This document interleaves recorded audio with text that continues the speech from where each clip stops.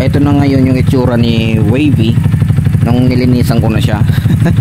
Grabe, pagdating ko dito sobrang dumi niya.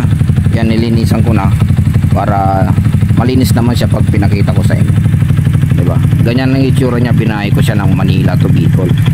So ngayon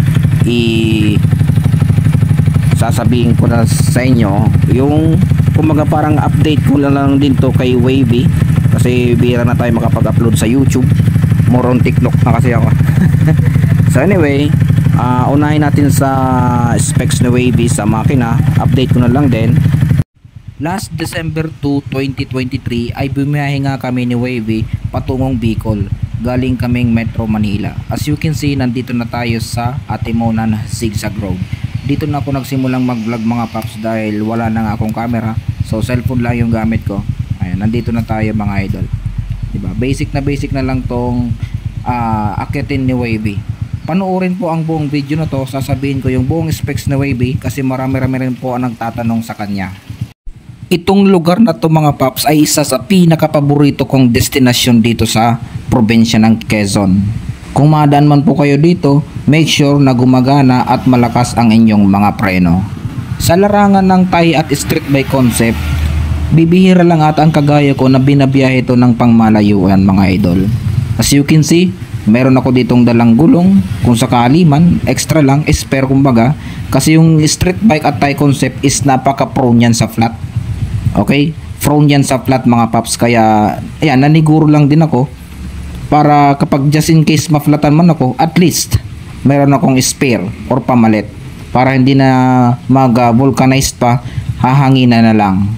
Medyo marami rin pala akong dalang bagahe dito mga paps. Malaking tulong din sa akin dito yung front basket. Yan, original yan, nabili ko dito sa TikTok shop ko mga idol. Sa mga gusto ring bumili niyan, bisitahin nyo na lang yung aking TikTok shop. Ilalagay ko yung link dyan sa may description. Meron din pala akong TikTok shop mga paps, sa mga hindi pa po nakakaalam. Kung gusto nyo bumili ng mga piyesa sa mga motor nyo, ayan, punta po kayo sa TikTok shop ko ha. Click nyo lang yung link dyan sa description. Ilalagay ko yung link ko dyan sa aking TikTok shop. Dito ako madalas dumaan sa zigzag road na to mga paps, kasi kung magda-diversion ako masyadong ikot. Dito rin dumadaan yung mga pribadong sasakyan. Mas shortcut ka sa dito kumpara nga doon sa diversion. Dito siguro mga 15 to 20 minutes mo lang siyang babiyahihin. Kumpara doon sa diversion road, siguro more or less 30 minutes to 1 hour ang biyahe. Kaya madalas po dito ang daan talaga. Malalaman mo kapag nasa Bicol ka na kung madadaanan mo ang isang arko na to mga paps. Ayan, kung makikita nyo, ayan, meron siyang gateway to Bicolandia. So ibig sabihin yan, nasa lupa ka na ng Bicol. Nasa Camarines Norte pa rin to mga idol. So ito yung palatandaan ko na ako ay nasa kalahatian na ng aking biyahe. So ito na yung itsura ni Wavy. Tingnan nyo, duming-dumi na siya. Partida mga paps, naka-open carb yan ha. Naka-open carb yan. Binabiyahe ko ganyan talaga siya. Tapos ang ninipis pa ng gulong. So talagang lakasan lang din talaga ng loob mga idol. Tapos naka power pipe pa tayo na apido. So buti na lang wala akong nadaan ng checkpoint ng LTO. Kasi kung nagkataon, sigurado yang si Wavy mai-impound dyan mga idol. So lakasan lang talaga ng loob. At isa pa sa pinapasalamat ko kay Lord dahil binigyan tayo ng magandang panahon na mainit at may araw.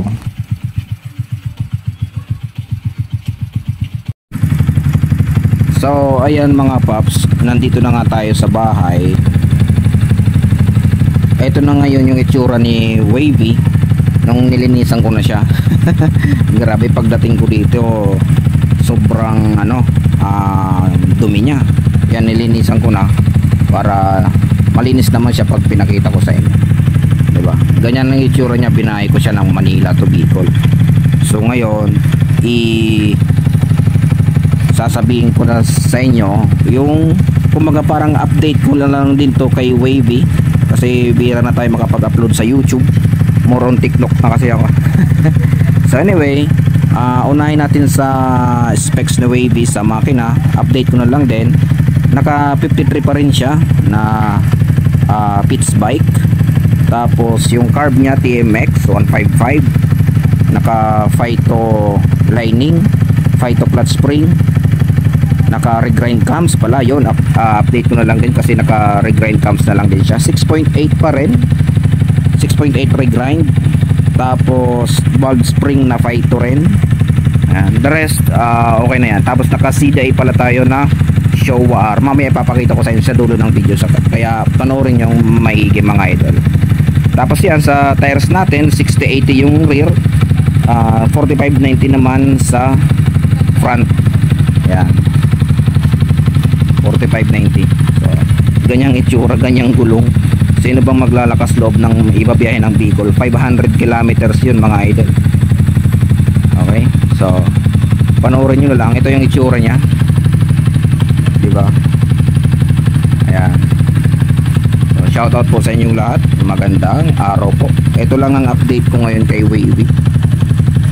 So, ang angas nya, no? Tapos nagpalit na rin pala ako ng pipe, yung kickstart. Yan, napanood nyo naman siguro yan, diba? Ang angas, no? So shoutout po sa inyong lahat. Maraming salamat sa inyo mga paps.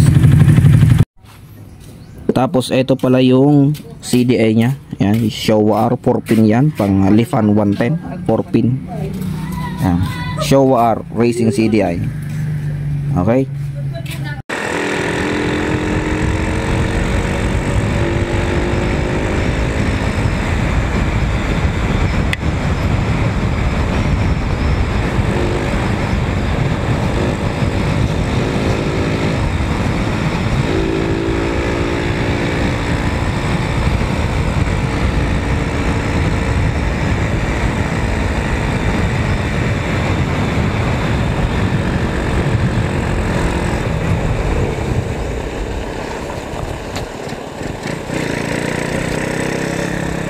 Shit.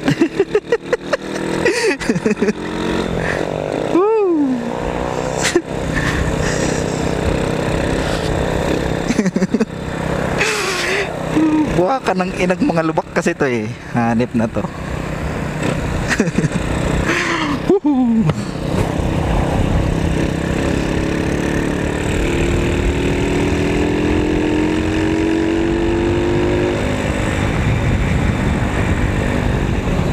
Ya, ya.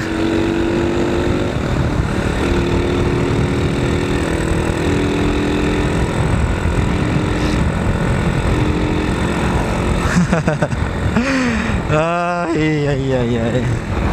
Walang iya kayo mga lubak kayo ah.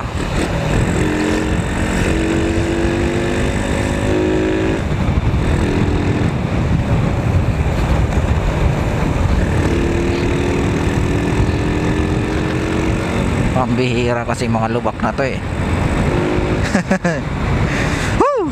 Lubak pa more. Welcome sa probinsya namin. Sa probinsya na kung saan matatagpuan ang napakaraming lubak. Visit na yan.